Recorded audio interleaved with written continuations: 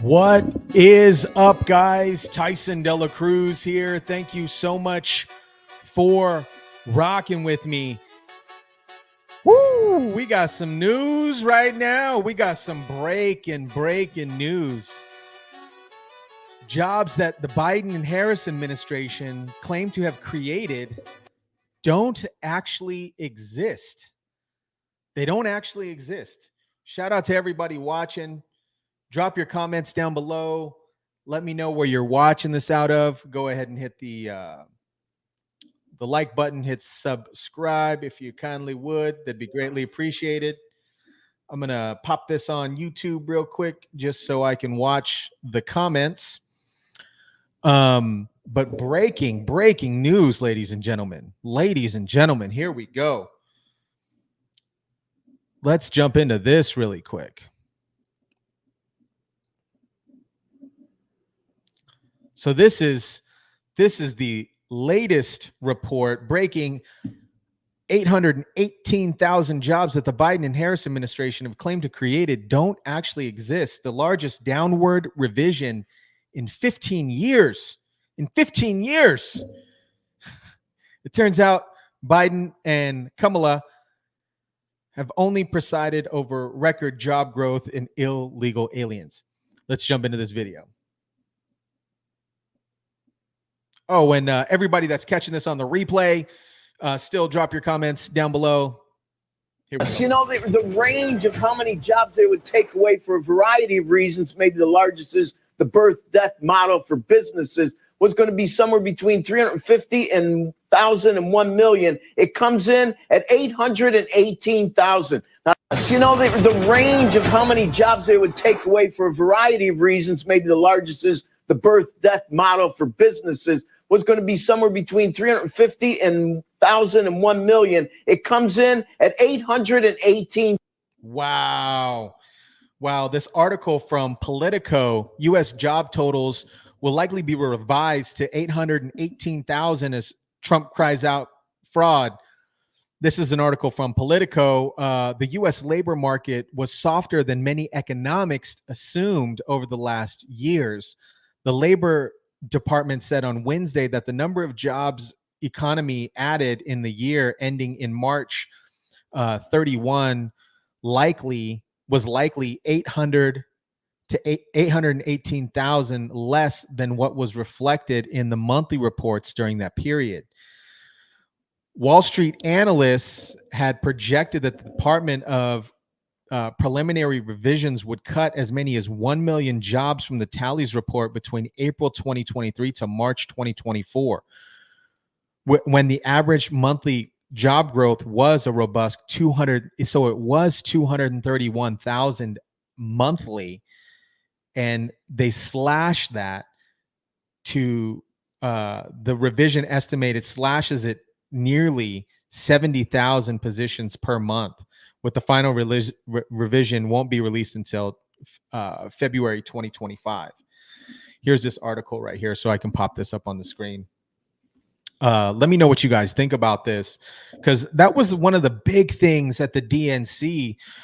It was one of the big things. They were talking about economic growth. I was rewatching Bernie Sanders' speech because he really kind of opened up the cap on a lot of things. I think Bernie Sanders, in regards to the Democratic Party, they have maybe a neutral stance on Bernie. He's far one side more than what they would like him in regards of forward-facing representation as a potential Democratic candidate.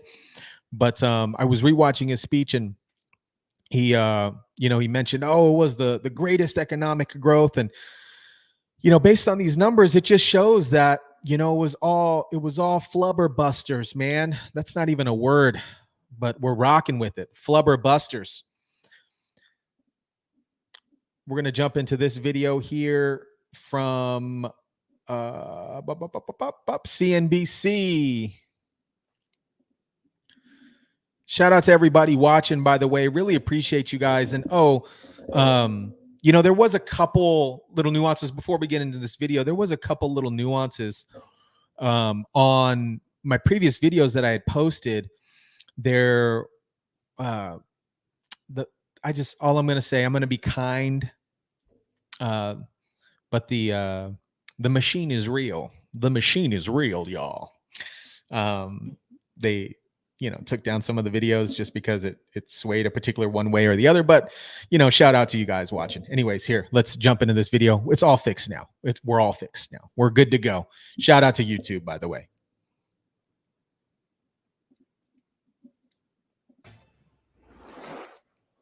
Let's bring in Steve Leisman on the phone from Jackson Hole with some reaction to those job revisions. Steve, market initially took it as fairly dovish. Historically, though, it is a pretty good big revision, right?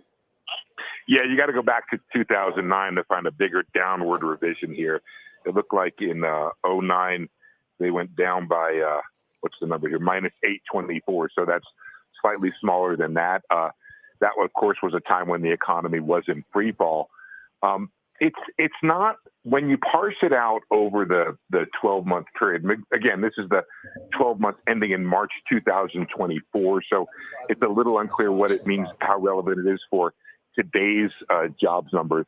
But it comes up to 68,000. So essentially what we were doing, instead of doing 250 average, we were doing, say, 185 to 200,000 in that zone. It depends a little bit, Carl. They'll parse it out over the months in February. This is the total for the year ending March 2024. Jobless claims have been running relatively low. Remember, this is a process by which they true up the payroll report to the actual jobless claims numbers. So, or the jobless unemployment benefits that are being paid. There is a question, Carl, that's interesting from a Goldman Sachs report about how they're counting immigrants here and unauthorized immigrants and whether they should or should not be counted in the payroll. So Goldman Sachs takes a much more benign view of this revision, saying they're throwing people off of payrolls who actually were on the payrolls. I guess that's a debate for another day. Net, I think that when you see that the payrolls have been revised down, they were slightly less hot than they were. It's somewhat dovish, but I'm not sure how much signal to take from this. It's a big number. I think it'll be played politically by both sides a little bit, or certainly by the Republican side, suggesting there was more weakness in the jobs market. But still, you ran 200,000 or so over that time period. And you ask yourself the question, was the Fed too hot or was the Fed too tight during that time? Probably not. If these numbers had come out at 200,000, I think the Fed would likely have pursued the same process. Does this mean they should be lower now? I'm not sure they should be much lower, but net, if you ask me, what does 818 downward on the payrolls mean? I'll use a bit more for a 25 than a 50, but the contemporary data will be much more. Interesting. Immediately after this came out, Trump posted this on his Truth Social account. Let me share this. Boom. Here we go. Massive scandal. Harris and Biden administration has been caught fraudulently manipulating job statistics to hide the true extent of economic ruin they have inflicted upon America. New data from the Bureau of Labor Statistics. Now, this isn't from a news outlet. This is from the Bureau of Labor Statistics, show that the administration padded the numbers with an extra 818,000 jobs that did not exist and never did. The real numbers are much worse and are much worse than that. And if Comrade Kamala gets another 4 years, millions of jobs will vanish overnight and inflation will completely destroy our country. Your life savings will be wiped out. With the Trump victory, we will once again have the greatest economy in America. MAGA 2024. I 100% agree with that. Let me know, chat, what you guys think about that. Yeah, you're absolutely right, man. Nothing new. We already knew that they were padding this. The Democrats will pad anything to make it appear as if they're doing something great. They're doing something great. And this is I wanted to remind you guys, I posted this yesterday, but Democrats have controlled the White House for over 12 out of the 16 years, and somehow they're still blaming Trump. Let me know if you guys can hear this.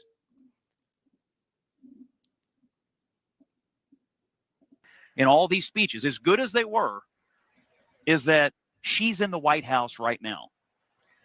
Democrats have controlled the White House for 12 of the last 16 years. And for all of the talk about division and the problems in the country and people are hurting, Democrats have mostly controlled this country. Trump had it for 4. The Obamas and Biden had it for the rest of the time. And somehow it's still all Trump's fault. And somehow she hasn't been at the center of it. So to me, that's still the glaring hole in this campaign that hasn't yet been solved at the convention. How do you explain all of the problems that will be solved by the person who is currently in there for the last 3.5 years, who is supposed to already be working on solving it? And this is CNN, guys. This was on CNN. This is from the DNC last night. And they put this on blast. 12 out of the 16 years the Democratic Party has been in control. Interesting, right? And they still want to blame DT. They still want to blame DT. Why didn't corporate gouging for the 40 years cause inflation? And how did it all of a sudden happen? Here we go. Here is this from CNBC. I'm reporting this as it's coming in. So first of all, on the talking about competition and standing up against price gouging is something that reaches out, I believe, to everybody. We saw very tough years after the pandemic with supply chain issues, but she didn't talk about. She was very clear about that. There's a huge difference between talking about competition and making sure. Real quick, I want to add that particularly the last 16 months in regards of, and we'll get back to this video. The last 16 months have been super difficult on a financial standpoint for a lot of people. And I notice, me personally, that money doesn't stretch the way that it used to.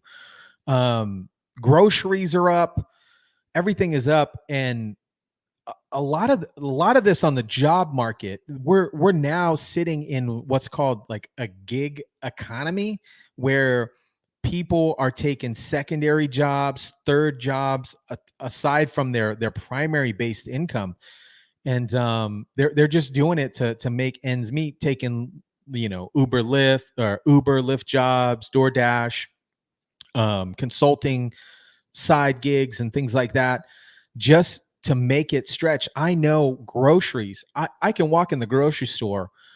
How many of you, what are your guys' grocery bills right now? Because I can walk in the grocery store and walk out with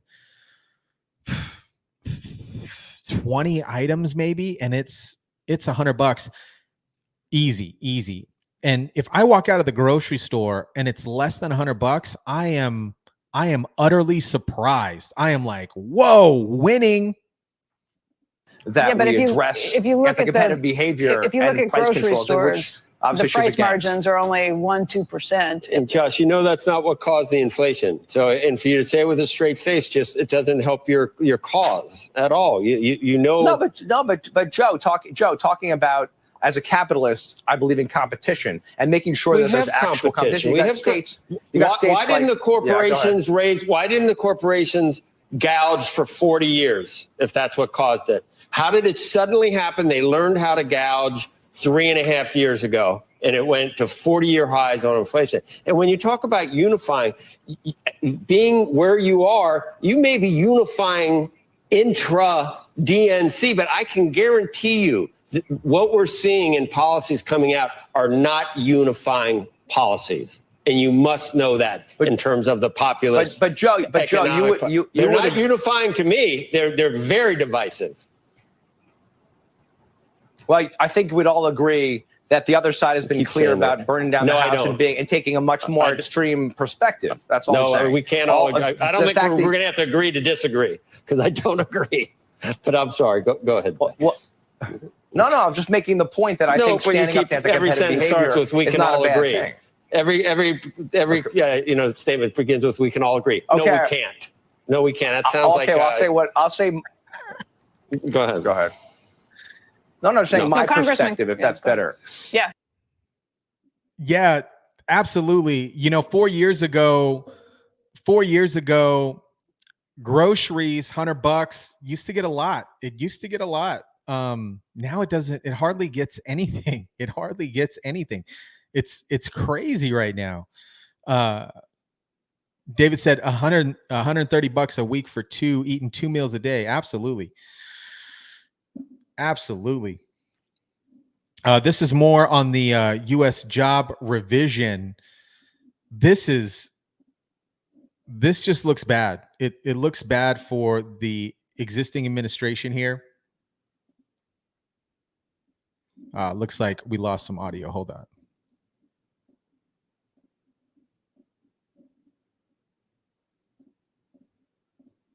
Hold up. Here we go. There we go. We back in it. 15,000 fewer jobs. This is basically the government's overstated the amount of people in the workforce. And even when you look under this, manufacturing was down 115,000 people. So this is a revision down, a significant revision down, the largest in 15 years that we've seen. And it basically says that the government has now overstated the amount of people who are working in this workforce. It shows weakness in the job markets over the past year that we didn't realize was there, but now we know is there. So again, 818,000 overall jobs down, manufacturing down 115,000 in this. And if you just wrote construction down 45,000. So these numbers are huge numbers in revisions down. Bill? We need perspective. You do the math, it's 68,000 per month. How significant is that? Right. Close to 70,000 a month. Yep. Yeah, 68,000 per month could swing. What was the last jobs report? 115,000, if my memory serves me. But it could. This is a huge swing. It's a huge chunk of jobs that would no longer be in the workforce related to this. The perspective is that this economy is much weaker than they thought. The markets will look at this and they'll be able to say, hey, the consumer isn't quite as strong as we thought they were because not as many people have jobs. That means not as many people are spending money. And those consumers, it's 70% of the economy moving forward. 70% of the economy growth is related to consumer spending. Okay. And when you take some of that away, a lot of that away, that means you have fewer people spending. And it's a more realistic look right now at how the economy is performing. And more realistically, it's not performing as well on the job side. Exactly. It is not. Yo, somebody Risking My Biscuit said, cherries are up. Just to be frank, also, I have switched from a lot of fresh produce to frozen produce, or buying in bulk when it's on sale and then freezing it myself, simply because you don't know what the price is going to be next week. And it is crazy. It is absolutely crazy. Meanwhile, Michelle Obama had a talk last night at the DNC, and she was talking about individuals, and her mom had speculation or conversations with Big Mike regarding rich people and not taking more than what they need. Yet Michelle Obama receives $150,000 for less than an hour speech. Let me jump into that real quick. Let me pull that up because that was a highlight. Obama.